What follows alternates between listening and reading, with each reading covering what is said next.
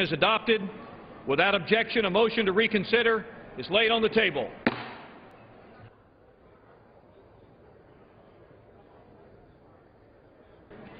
Gentleman from Washington is recognized.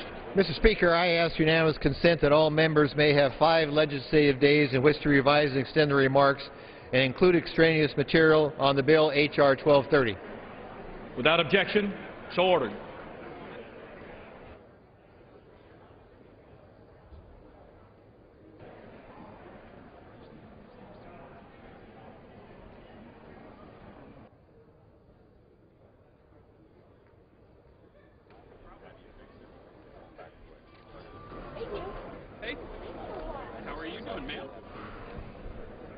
Pursuant to House Resolution 245 and Rule 18, the Chair declares the House in the Committee of the Whole on the State of the Union for consideration of H.R. 1230.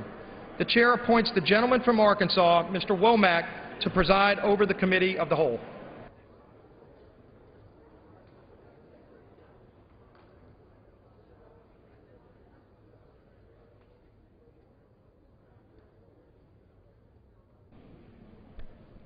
The House is in the Committee of the Whole House on the State of the Union for the consideration of H.R. 1230, which the clerk will report by title. A bill to require the Secretary of the Interior to conduct certain offshore oil and gas lease sales and for other purposes. Pursuant to the rule, the bill is considered read the first time. The gentleman from Washington, Mr. Hastings, and the gentleman from Massachusetts, Mr. Markey, each will control 30 minutes. The Chair recognizes the gentleman from Washington. Mr. Chairman, the committee is not in order. Gentleman is correct. The House is not in order. We shall come to order.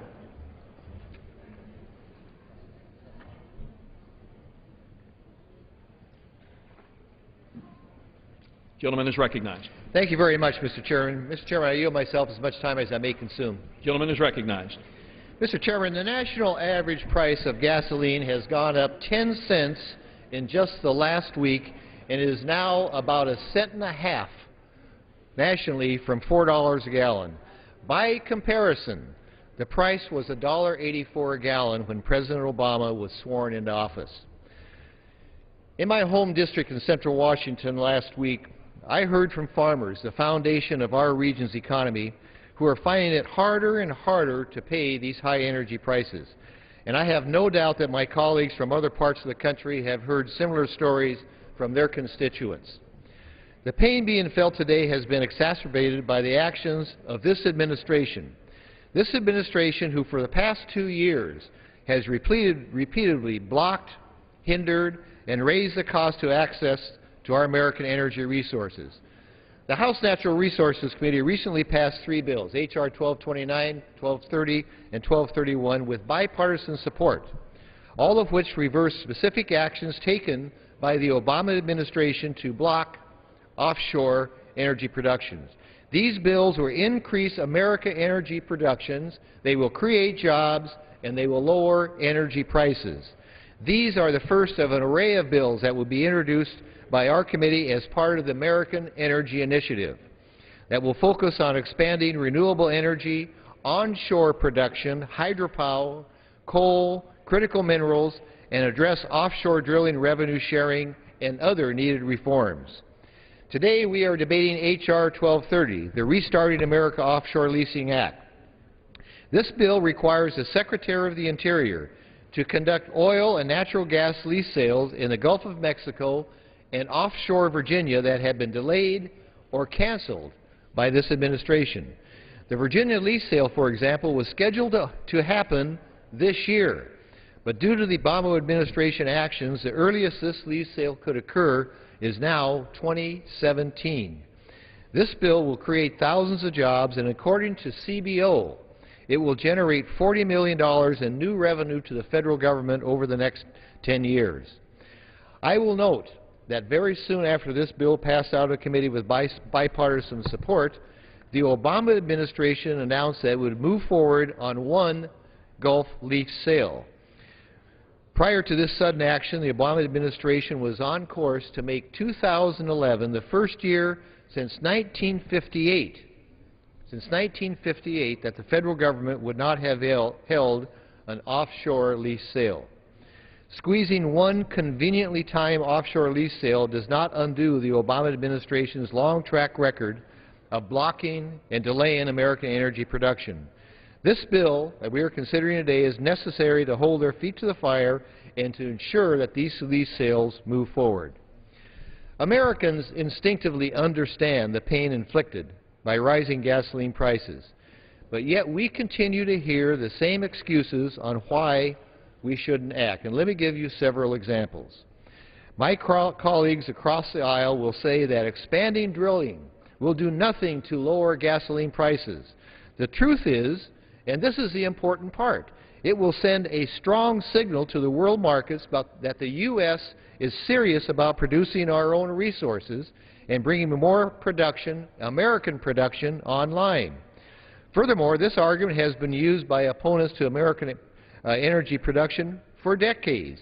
We can no longer delay and prevent access to our own American resources. My colleagues will also propose increasing taxes on American energy production. Let me repeat that, Mr. Chairman. They will also propose increasing taxes on American energy production.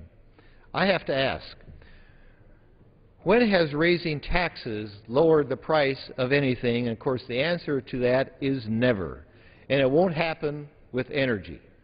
Whether it's raising American energy or taxing American energy producers or imposing a cap-and-trade national energy tax, the Democrats' plan will only further increase the price at the pump and ultimately cost jobs. We are also likely to hear my colleagues reiterate the old use it or lose it myth, claiming that there are thousands of acres of non-producing leases. Mr. Chairman, in reality, use it or lose it is already the law of the land. The moment a company pays for and receives a lease, the clock starts ticking. Leases have a timeline. If action doesn't occur on that lease, the lease is lost, according to the lease. In addition, and this is important too, only about a third of the leases contain oil or natural gas. One thing we can't do, sometimes we think we're very powerful, but one thing we can't do is mandate production where there is no oil or natural gas. And finally, my colleagues will undoubtedly attempt to claim that these bills ignore the need to ensure safety in offshore drilling. Nobody has forgotten the tragic Deepwater Horizon accident. And I hear that especially from my members of the Gulf. And Mr. Chairman, I heard that when I was down at the Gulf at a hearing only 2 weeks ago. However, we must not forget the fact the economic threat of high gasoline prices has to our economy and our need to move forward. The administration has slowly started to issue deepwater permits in the Gulf of Mexico, which is in direct recognition, by the way, that it can be done safely and responsibly, or they wouldn't have done it. Yet my colleagues act as if nothing has changed at all as far as safety reforms. But by doing so, they are completely ignoring reality and the actions of their own party's administration. They are ignoring the facts that regulations have been enhanced and strengthened, that standards have increased, and that new technologies have been developed, tested, and deployed. And I might add, Mr. Chairman, we heard this at the hearing that I alluded to a moment ago in Houma, Louisiana 2 weeks ago. Furthermore, H.R. 1229 that we'll debate next week improves safety by making 2 reforms to current law. Number 1, it requires that the Secretary issue a permit to drill, and 2, requires that the Secretary conduct safety review. Neither of those provisions are in current law today. In 2008, the last time gasoline prices reached $4 a gallon, Congress stepped up to the challenge and took bold action to end decades-long ban on new offshore drilling. Although this administration has effectively reimposed that ban, the American people are once again calling on Congress to act. So by passing H.R. 1230 today, Congress can show the American people that we've heard their concerns and that we are taking actions. So I urge my colleagues to vote in favor of the bill and that will create American jobs, lower gasoline prices, and strengthen energy independence. And with that, I reserve my time. Gentleman reserves his time. Gentleman from Massachusetts. Thank you. I yield myself as much time as I may consume. Gentleman is recognized. I thank you. 1 year ago today, we were 2 weeks into the BP oil spill in the Gulf of Mexico. We were 2 weeks into what would ultimately become the worst environmental disaster in our nation's history, with more than 4 million barrels of oil spilling into the Gulf. And since that disaster, we have learned many things about the safety of offshore drilling. We learned that the blowout preventer that the oil industry touted as fail-safe could, in fact, be sure to fail if an actual blowout was underway. We learned that the only technology the oil industry had been relying upon in the event of a spill was a Xerox machine. The spill response plans for major companies were so similar that they contained plans to evacuate walruses from the Gulf of Mexico, even though the walruses had not called the Gulf home in more than 3 million years. And they were such dead ringers for each other that they contained the same name and phone number of the same long-deceased expert. We learned that the oil companies had neither the resources nor the ability to stop a deep-water blowout. BP's spill response included an attempt to shoot golf balls and bits of rubber into the well. When we were told that the industry was relying on the most sophisticated technologies, we assumed that they meant technologies developed by MIT and not the PGA.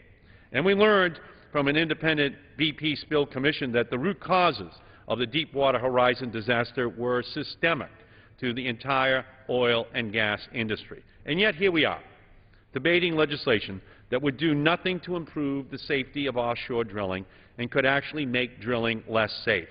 The legislation before us represents a return to the pre-spill mentality of speed over safety. H.R. 1230 would force the Interior Department to rush to hold new lease sales in the Gulf of Mexico by deeming the shoddy environmental analysis conducted by the Bush administration's Mineral Management Service before the BP spill as sufficient for future lease sales in the Gulf.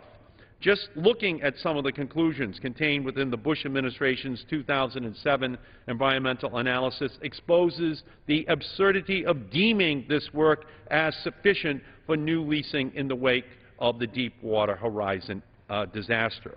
In its 2007 multi-sale environmental impact statement, completed in April of 2007, the Interior Department determined, quote, the most likely size of an offshore spill greater than or equal to 1,000 barrels that is predicted to occur is 4,600 barrels of oil.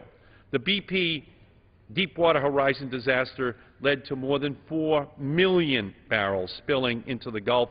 That's 1,000 times the size of the largest spill this analysis concluded was likely to occur. In 2007, MMS analysis concluded that the total volume of oil that would be spilled from all spills in the Central and Western Gulf over the next 40 years would be roughly 47,000 barrels of oil. That is less than what was spilled in the Deepwater Horizon in 1 day. MMS concluded that in 2007, a worst-case scenario, only 19 to 31 miles of Gulf coastline would be impacted by a spill. The Deepwater Horizon disaster resulted in oil reaching over 950 miles of Gulf coastline.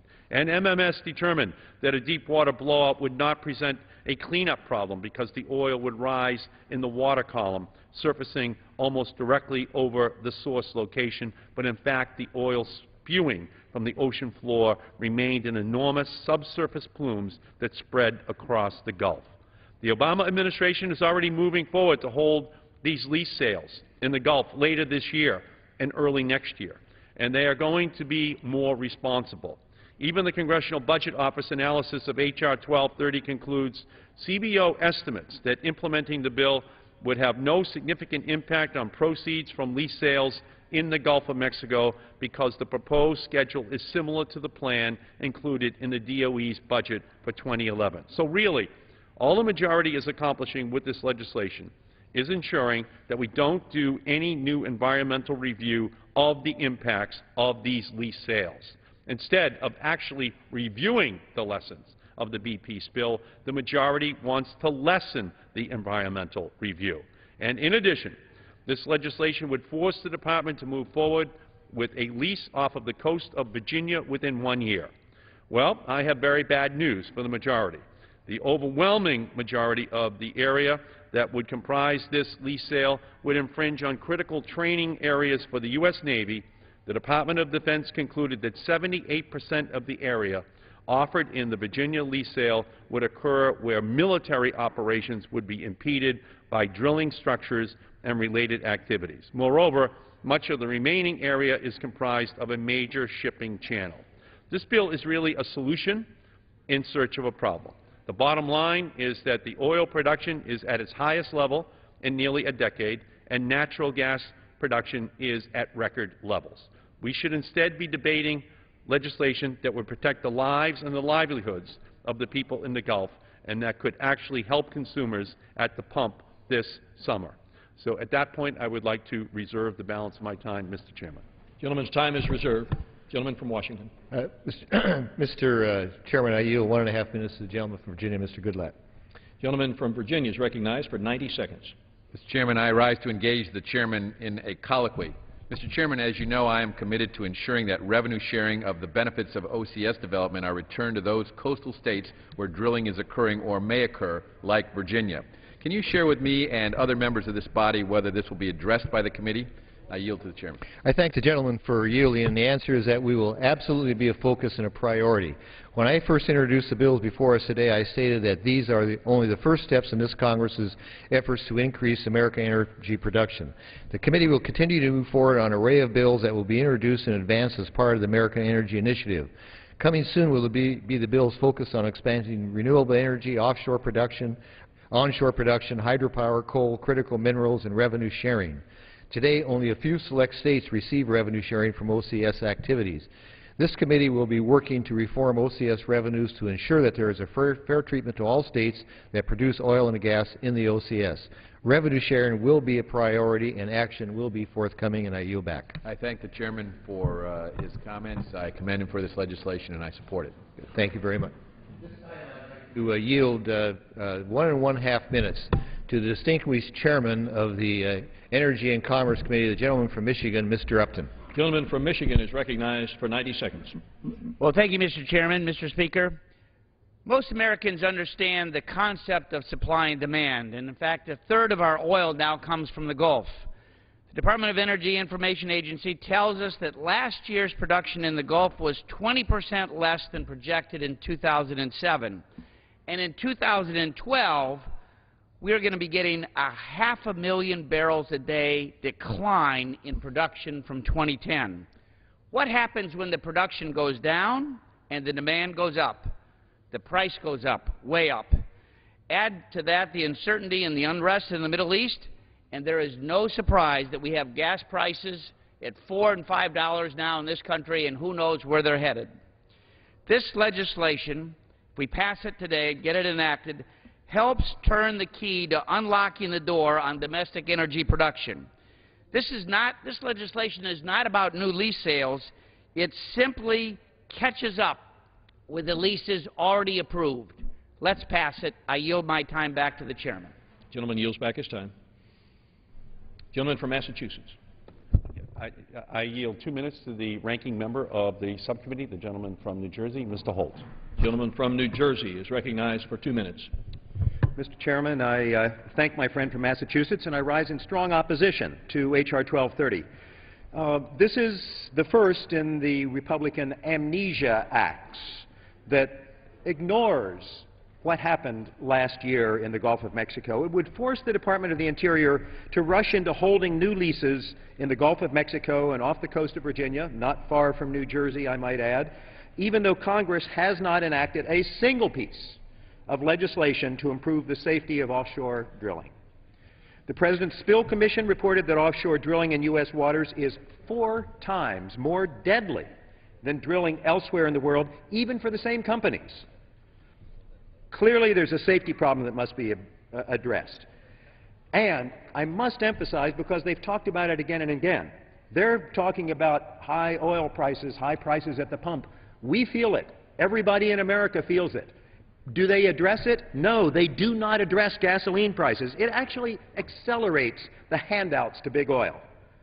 This legislation does. And in addition to being silent on safety concerns, This prohibits any further environmental review in the Gulf based on the lessons learned in the Deepwater Horizon last year. That tragedy exposed the woefully inadequate ways in which the environmental reviews had been done in the Gulf of Mexico. Need I remind the Speaker or the majority that there are no walruses to protect in the Gulf of Mexico? As you heard from Mr. Markey, that's the level of quality in the environmental review that they want to apply from here on out. The analysis assumed that blowout preventers were capable of preventing blowouts. We now know, we've learned, they are not. The post-spill investigations have clearly demonstrated that the assumptions of the environmental review are not sufficient. I will offer an amendment shortly to drop the language that would deem this environmental review to be adequate. Despite the poor safety and environmental record accumulated in the Gulf, H.R. 1230 recklessly puts the Atlantic coast. I yield 30 additional seconds. The gentleman is recognized for an additional half minute. H.R. 1230 recklessly puts the Atlantic coast at risk of experiencing an oil spill such as what we've seen before. That's why I call this the Amnesia Act. There are two more bills that we will be seeing here on the floor that are similar. This is not in the interest of the U.S. consumer. It is not in interest of fishermen. It is not in the interest of coastal residents. This is not in the interest of America. Gentleman yields back. Gentleman from Washington. Thank you, Mr. Chairman. Mr. Chairman, I am pleased to yield 2 minutes to the gentleman from Colorado, the chairman of the subcommittee dealing with this legislation. Gentleman from Colorado is recognized for 2 minutes. Thank you, Mr. Chairman. This bill is the first step for Republicans to bring a new energy policy to this country, the American Energy Initiative. Look at this chart. It says it all. Under Barack Obama and his regulators, the average price of gasoline in this country has gone up from $1.84 a gallon when he took office to just under $4. Under his watch, gasoline has more than doubled. We need more supply, and everyone agrees it should be our own energy, not foreign. Under the law of supply and demand, which my friends across the aisle have not found a way to repeal, more supply means lower prices, in addition to thousands of more jobs for Americans and billions of revenue dollars for the Treasury. H.R. 1230 requires that 4 promising lease sale areas, 3 in the Gulf and 1 off Virginia, must be opened up for production. No more stonewalling by this administration and extreme environmentalists. After this bill came out of my subcommittee and the full Natural Resources Committee, this administration belatedly said it would start action on one of these 4 lease areas. If the only way we can get action is to shame them into it, Republicans will do so. If the administration still refuses, we will do our best to force action by changing the law. This bill is the first step to get gasoline prices down. The American people deserve no less. Thank you, Mr. Chairman. Gentleman yields back. Gentleman from Massachusetts. I yield 2 minutes to the gentleman from Oregon, Mr. DeFazio. Gentleman from Oregon is recognized for 2 minutes.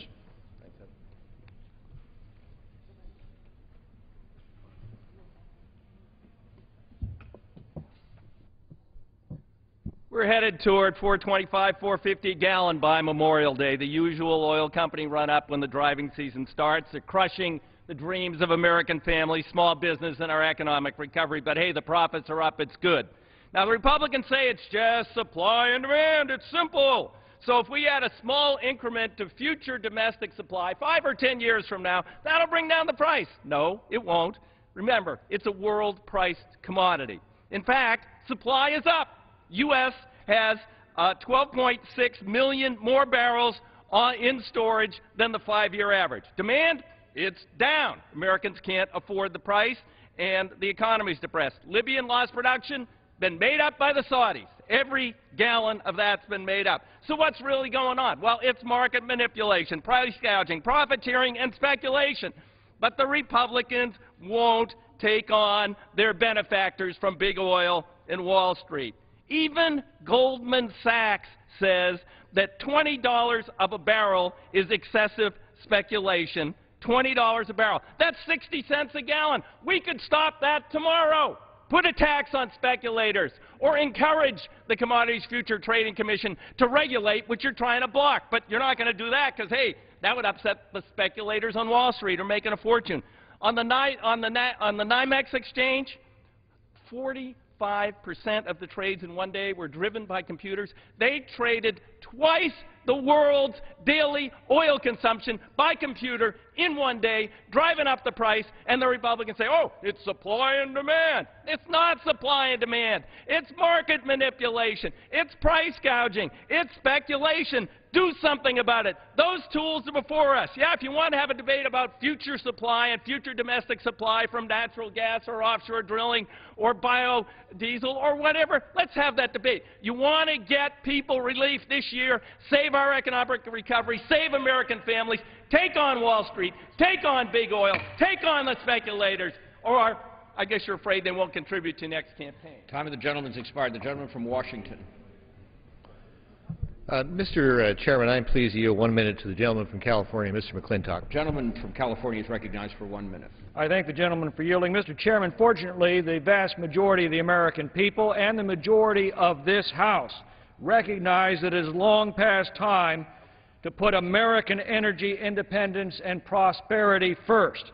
By opening up these resources, we assure energy abundance for the next generation. We begin to arrest the ruinous increase in prices at the pump. We assure productive, high-paying jobs, not only for the thousands of American workers directly employed in the industry, but for many times more the employed in support of and spin-off jobs. We assure billions of dollars of oil royalties paid directly into this nation's treasury at a time when the treasury is empty. We assure that our growing reliance on foreign sources is reversed. To those who are clamoring for more tax revenues, this is the healthy way to get them by removing the impediments that have prevented a prosperous and expanding economy. It is prosperity and prosperity alone that creates tax revenues. With this measure, we begin to change the policies that have produced the pathetic and self-inflicted spectacle of the most oil-rich nation in the world importing most of its energy. I yield back. Gentleman's time has expired. The gentleman from Massachusetts. Yes. I yield 2 minutes to the gentleman from Virginia, Mr. Moran. Gentleman from Virginia is recognized for 2 minutes. Thank you, Mr. Speaker. Well, we certainly know that our constituents are paying too much at the pump. But we also know where that money's going. Almost $30 billion just in the last 3 months went to the top 3 oil companies, Exxon, Shell, and BP. Remember BP? Over $7 billion just this quarter. And in fact, that's after the American taxpayer, which we say we're so concerned about, shelled out $5 billion in subsidies to the oil and gas company. That's revenue of about $100 billion on an annual basis. More than that. That's where the money's going. And within that profit, not revenue, profit we're talking about, what do they do with it? 90% of it is used for stock buybacks and dividends to enrich the executives and the shareholders, and to spend on TV advertising to convince the American public they're spending on just the opposite. 10% is going for drilling. Now, what this legislation would do is to bring us back to a period of even weaker regulation than we had before the Gulf oil spill. Imagine it just happened. 200 million gallons of oil spilled into the Gulf Coast waters. And now we want to repeal that? And then we want to open up off the shore of Virginia where thousands and thousands of jobs are dependent upon the naval operations offshore, which would not be able to be conducted if we go ahead and drill on these properties.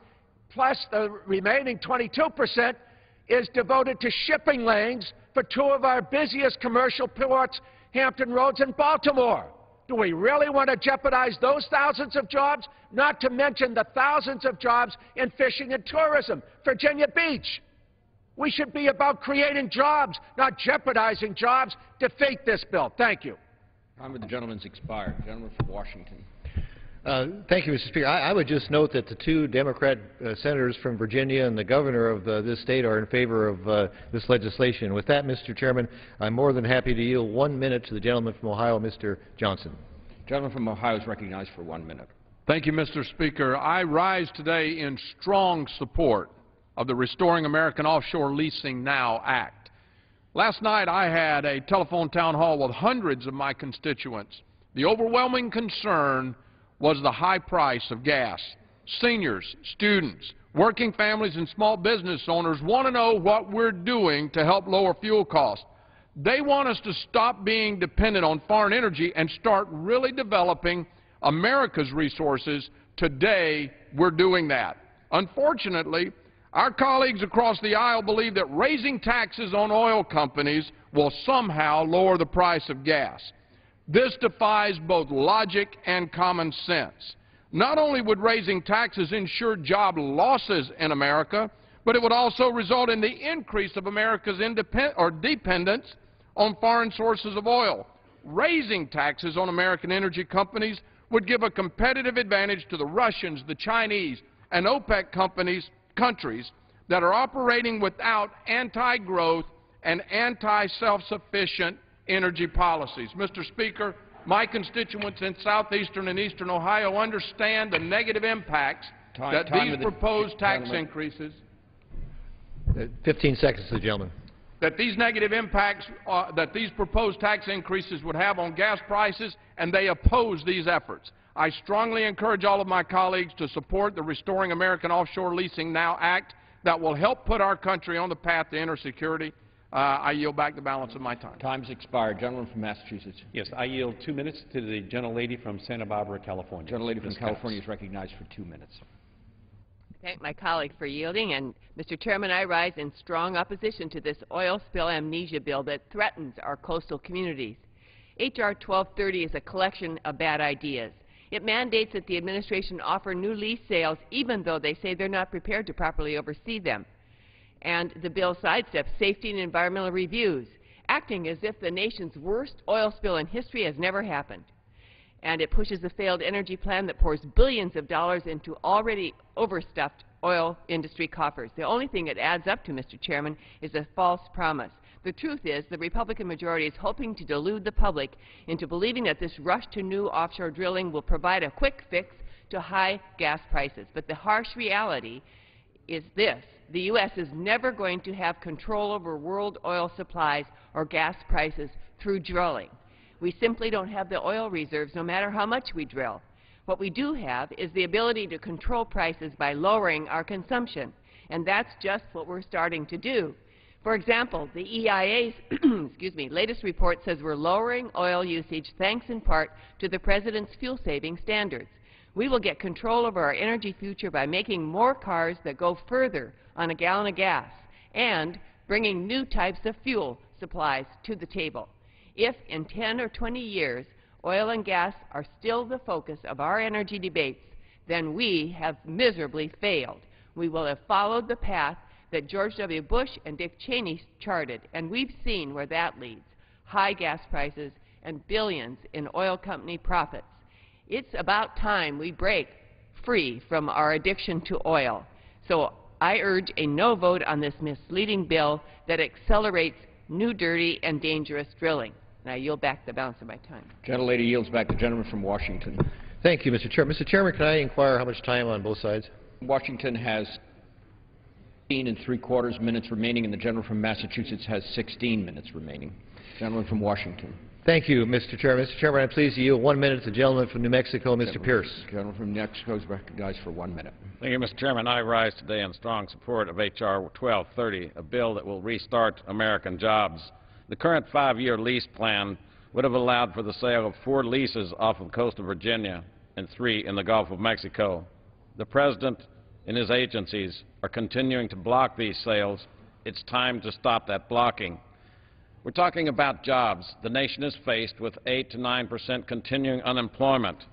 The jobs offshore are good, high-paying jobs, $400 a day, $50,000 per year.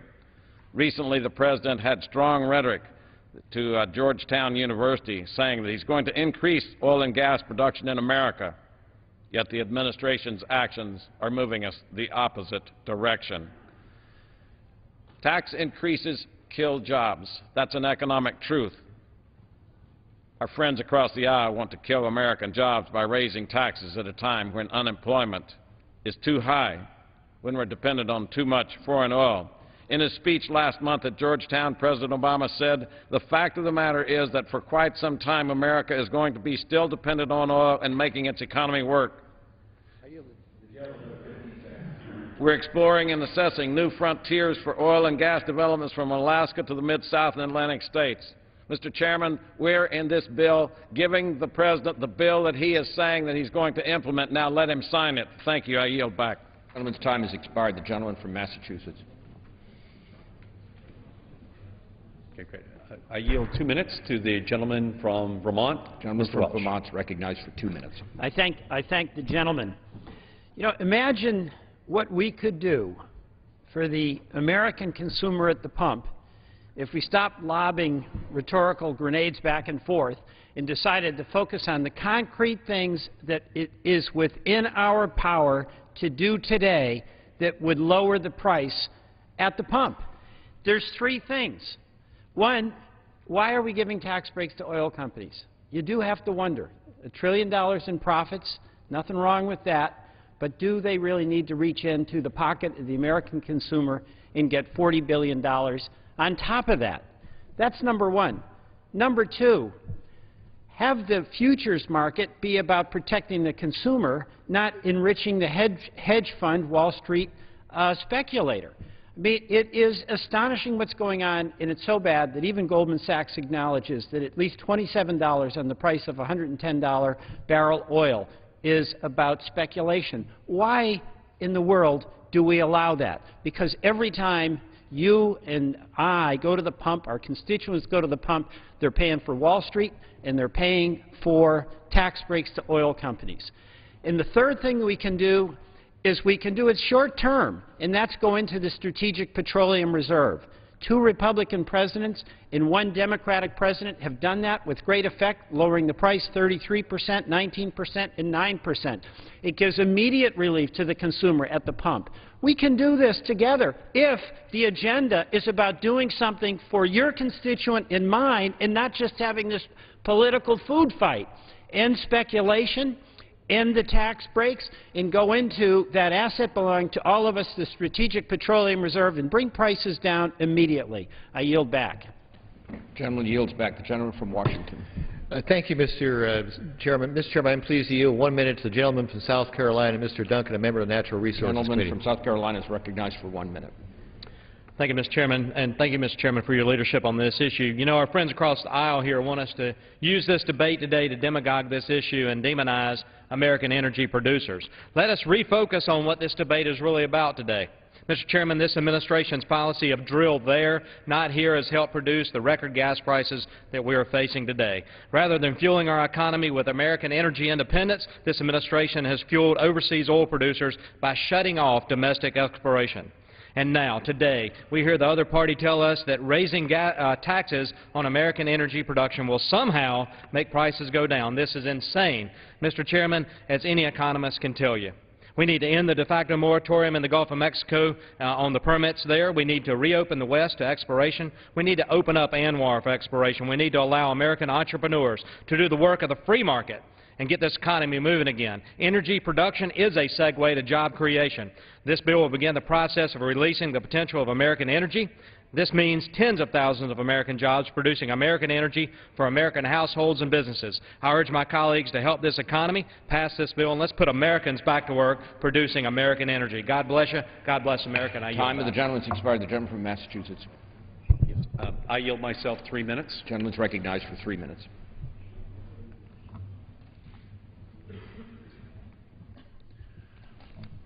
This is the wrong debate to be having here today.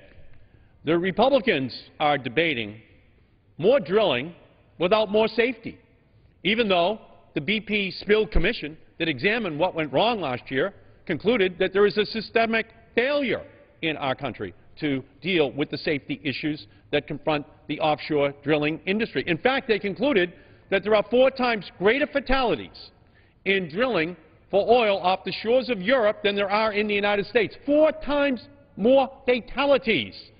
Okay. We should be number one in drilling, but we should be number one in safety as well. What the Republicans are doing here today is they are saying that they believe in all of the above, but the truth is that with this bill, they are saying once again, it is really an agenda of oil above all.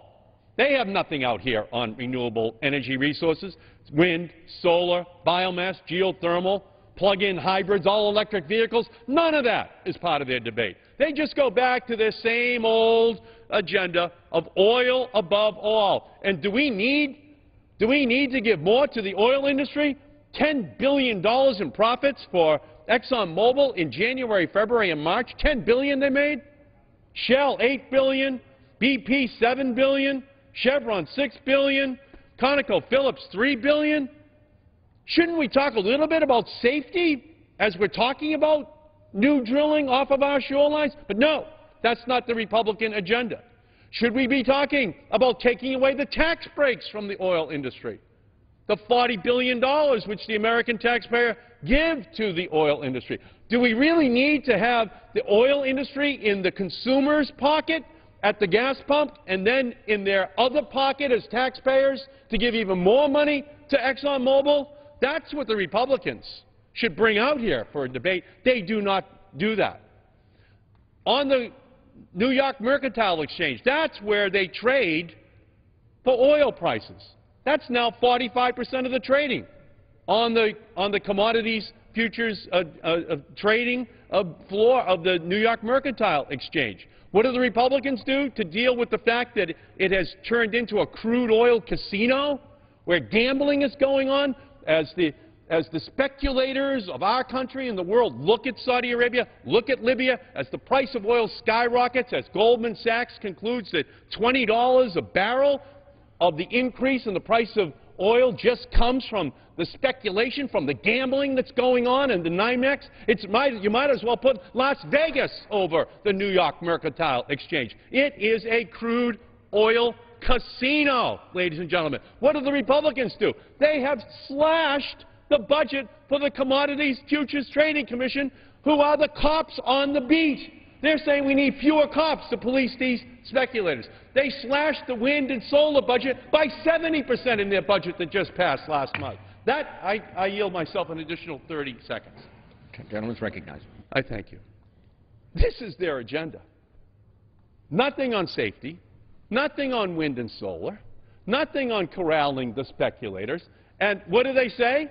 What they say is they're going to, in fact, go into the Medicare budget of Grandma and Grandpa and cut their program and then put an oil rig on top of it to suck out the money like a pipeline out of the pockets of Grandma and Grandpa and put it into the profits of the oil industry by more tax breaks for them, even as they report the greatest profits in the history of any companies in the history of the world. Ladies and gentlemen, vote no on this legislation. Time of the gentleman's expired. The gentleman from Washington. Mr. Speaker, I yield myself 2 minutes.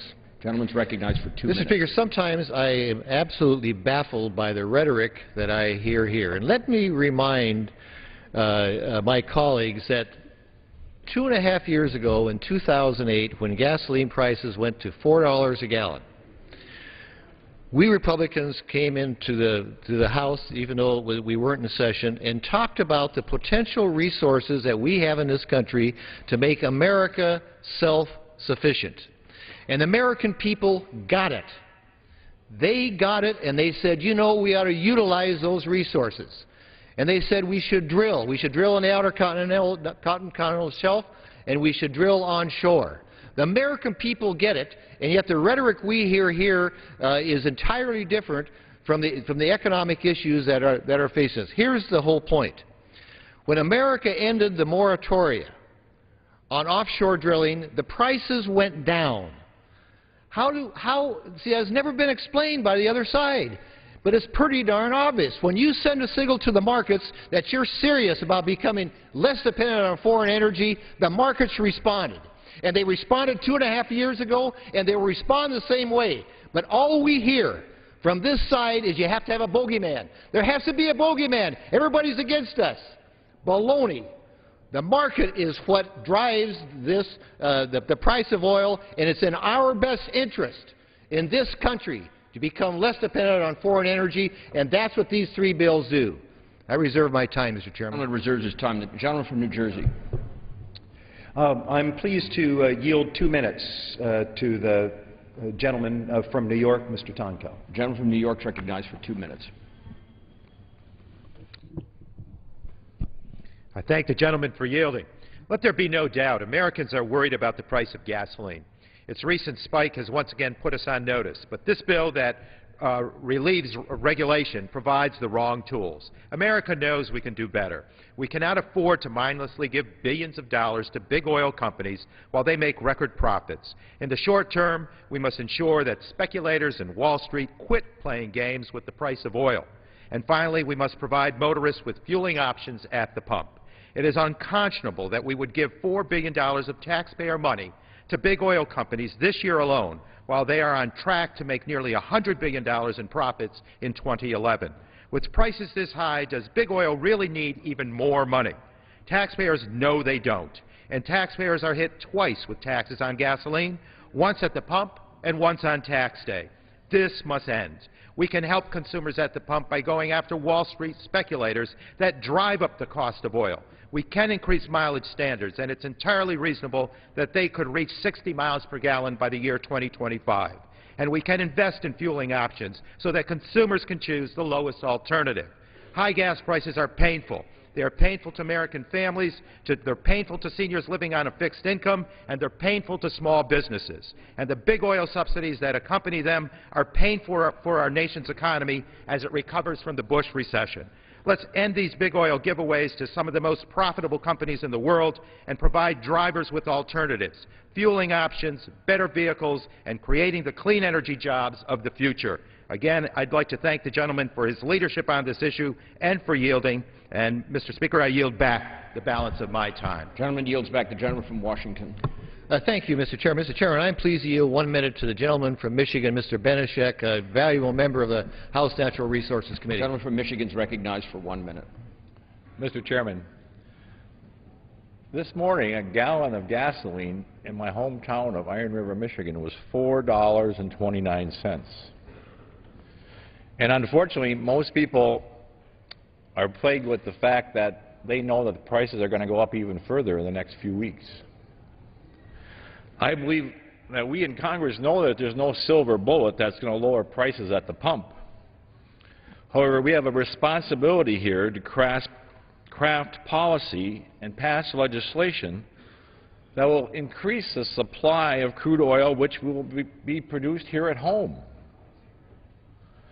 As members of Congress, it's our duty to take these actions to help lessen the pain of these prices on our families in Michigan and throughout the country. Mr. Speaker, Mr. Chairman, we need to find a long-term solution to high fuel prices, and I believe that our full-day markup we held in committee last month was the first step. And I believe that passing this bill today will be the next step. We have many further steps to take. I yield my time. Thank you. Once time has expired, the gentleman from New Jersey. Mr. Chairman, I'd like for us to hear now from Mr. Sarbanes of Maryland, one of the most thoughtful members of the Natural Resources Committee. For how long do you 2 minutes. The gentleman is recognized for 2 minutes.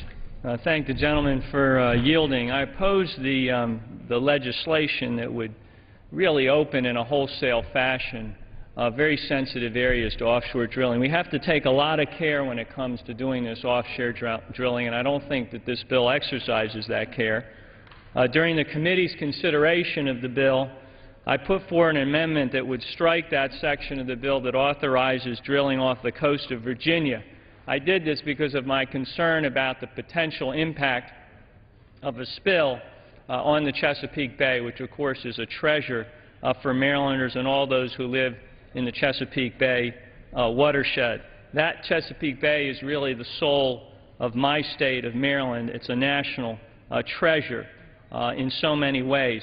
The Virginia lease parcel, which is called Lease Parcel 220, and is a lease parcel that the Republicans would like to put back into play with their bill. When you look at it, about 78% of that parcel you have to immediately take off the table because it would occur in areas where military operations would be impeded. And I want to thank my colleague Jerry Connolly from Virginia for putting forward an amendment on this bill which would shift the burden and say Department of Defense has to affirmatively conclude that you will not impede these kinds of military operations in order to drill. So you take that out of the equation. Then you take another chunk of it out because you need to keep commercial shipping lanes open. What you're left with is about 10% of the parcel that you could actually drill on, and what you could get from that would only supply the demand of the country for one day. So you'd be putting at risk this valuable, sensitive Chesapeake Bay and all of the surrounding areas for getting one day's worth of energy production. That just doesn't make sense. And I think it undermines the bill on a wholesale basis. It shows that this is not put forward in a way that is sensible. For that reason, I oppose the legislation. I yield back my time. The gentleman's time has expired. The gentleman from Washington.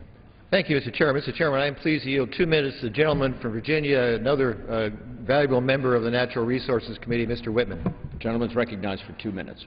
Thank you, Mr. Chairman. I'd like to thank the chairman also of the committee for his leadership and work on making sure we're addressing the energy needs of this nation. Mr. Chairman, Virginia has the opportunity to develop offshore energy in an environmentally friendly and responsible manner. Like any industrial or commercial activity, energy production has its risks. However, those risks have been significantly mitigated, and offshore energy production can be conducted in a safe and responsible manner. Unfortunately, the administration has halted any further oil and gas development in the Atlantic Ocean. Our economy continues to struggle, and any further increase in energy prices will exacerbate that struggle. We are now working to regain our footing as unemployment hovers at 9%. With the unrest in the Middle East and North Africa, those issues continue to threaten this nation's energy security. Failure to properly and promptly address our energy needs could negatively impact the U.S. economy and stall any recovery and continue to affect national security. Energy production offshore the Commonwealth could create thousands of jobs and generate much-needed revenue to reduce the deficit. The Department of Interior has calculated that Virginia could produce 500 million barrels of oil and 2.5 trillion cubic feet of natural gas being one of the most economically viable and environmentally friendly sources of fossil fuels. A recent study by ICF International concluded that offshore energy production in Virginia could create 1,888 new jobs and generate $19.5 billion in federal, state, and local revenues. And I can tell you, in Virginia, as we struggle to find dollars to clean up the Chesapeake Bay, struggle to find dollars for transportation, that those dollars are much needed. Virginia can lead the nation in improving our energy security and reducing our reliance on foreign oil. And to do that, we must reinstate the planned offshore oil and natural gas lease sale. And with that, I urge my colleagues to support this measure. Thank you, Mr. Chairman. I yield back to balance of my time. Has expired. The gentleman from Massachusetts. Yes, I yield 2 minutes to the gentleman from Virginia, Mr. The gentleman from Virginia is recognized for 2 minutes.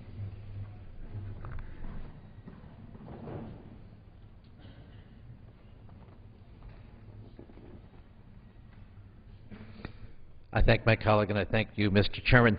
Mr. Chairman, you know, I hate to say it, but what we're hearing here on the floor of the House of Representatives in defense of this legislation is snake oil. Somehow, the commuters, the hard-pressed commuters and consumers of gasoline in this country are supposed to believe that if today we unleash all possibility of oil drilling, gas drilling offshore, all possibility of oil drilling, gas drilling offshore in the continental United States, we're going to be producing barrels of oil. We're going to reduce the price of oil today. Equally false. In fact, there's plenty of evidence that the market that drives oil is relatively inelastic. We heard earlier today on the floor of this House, driving is down, demand is down, supply is up. but so are prices. In fact, if you look at this chart, there's an eerie correlation between oil profits and the spike in the price of gasoline charged to our hard-pressed consumers in the United States. The other side wants you to believe with a smokescreen that somehow their tax subsidies being changed or lifted by our side of the aisle would in fact further increase the price of oil. They have low taxes. They have low royalties. They have record profits. How's that worked out for the average driver in America? It's produced record gasoline prices. The Republican policies that will be enshrined today in this legislation have produced these profits and those costs for the average consumer in America. It is wrong, and to argue otherwise is selling snake oil. I urge the defeat of this legislation on behalf of the consumers of America, and I yield back to the distinguished Gentleman yields ranking back. member. The gentleman from Washington. I reserve my time. Gentleman reserves his time. The gentleman from Massachusetts. I yield 2 minutes to the gentleman from Washington State, Mr. Inslee. Gentleman from Washington State is recognized for 2 minutes. Rise and extend. Without objection. Mr. Speaker, we should oppose this bill not because it is too strong, but because it is too weak. Americans do need relief from $4 a gallon gasoline, and they are not going to get it from this bill, either in the short term or the long term. The reason they won't give it in relief in the short term is we're not drilling in the right places. We need to drill speculators, not just wells. Even Goldman Sachs recognizes that a significant portion of this huge spike in prices is due to rampant speculation in the market. But this bill doesn't do a single thing about that short-term reason for this short-term price. We need to drill speculators, not just wells. But secondly, in the long term, this bill does not give us what we need. My friends across the aisle told us they were going to give us an all-of-the-above energy strategy. They haven't given us an all-of-the-above strategy.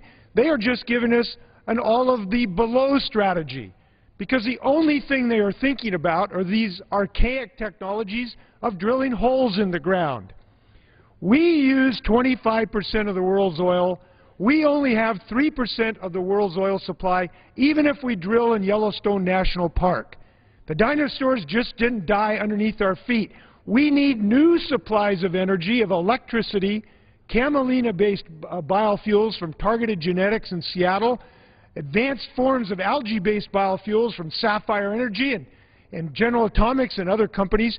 We need new sources of energy, not just below our feet, but above our feet and in our minds, where we get the intellectual capital to invent these technologies. That's an all-the-above strategy. Let's do what we can do, give real short-term relief, defeat this bill, and really get a comprehensive energy policy for this country. Yields back. The gentleman from Washington. Mr. Chairman, I'm going to yield my time. I'm waiting for some speakers. I'm going to reserve my time. The gentleman from Washington reserves his time. The gentleman from Massachusetts.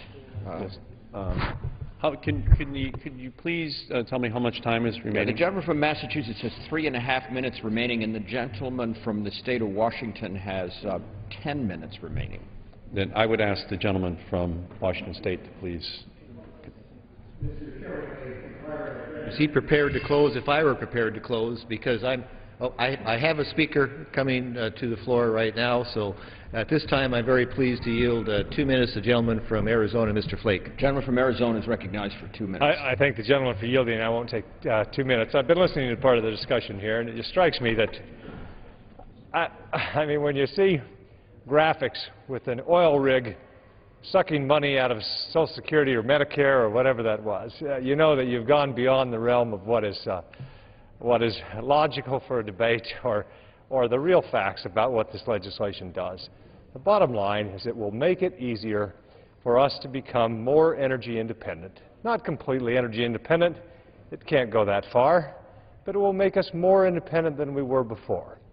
It will create an environment where jobs can be created by the private sector. It will help over time lower the price of gasoline because it will create more supply in the end. That's what it does. It doesn't put a big oil rig on the top of Medicare and suck money from our seniors. Come on. This is just a measure to help the situation, to make it better. We've locked off too many areas to oil drilling, and we've not exploited our own supply enough to help bring down price and to help consumers out there everywhere. So that's all this does, and I commend gentlemen for bringing it forward. I urge support for it, and I yield back the balance of my time. Gentleman yields back. Gentleman from Massachusetts. Yes.